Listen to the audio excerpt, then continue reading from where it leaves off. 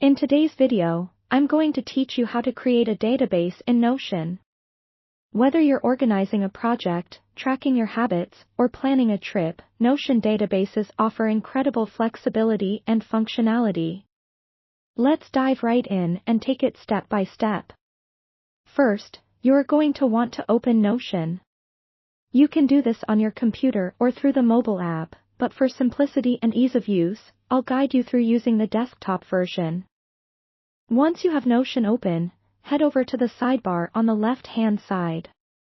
This is where you'll find all your pages and workspaces. Find or create the page where you'd like your new database to reside.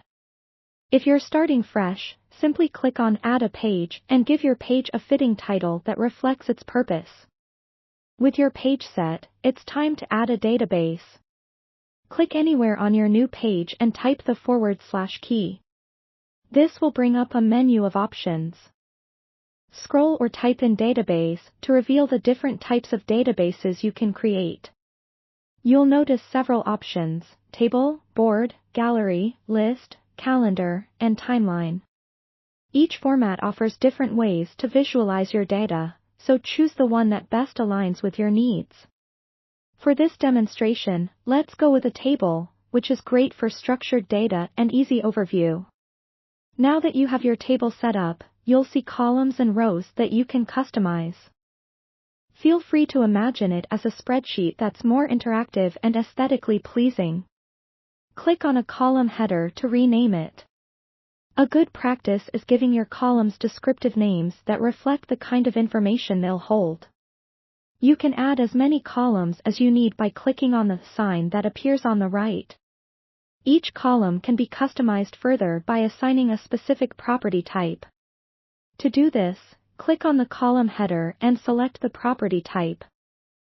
There are numerous options, such as text, number, select, multi-select, date, checkbox, and more.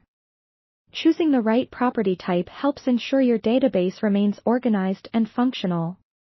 For instance, if you want to track tasks, you might have columns with to-do, deadline, and priority, using checkbox, date, and multi-select properties respectively. Next, enter your data into the rows. Simply click on a cell and type the information you want.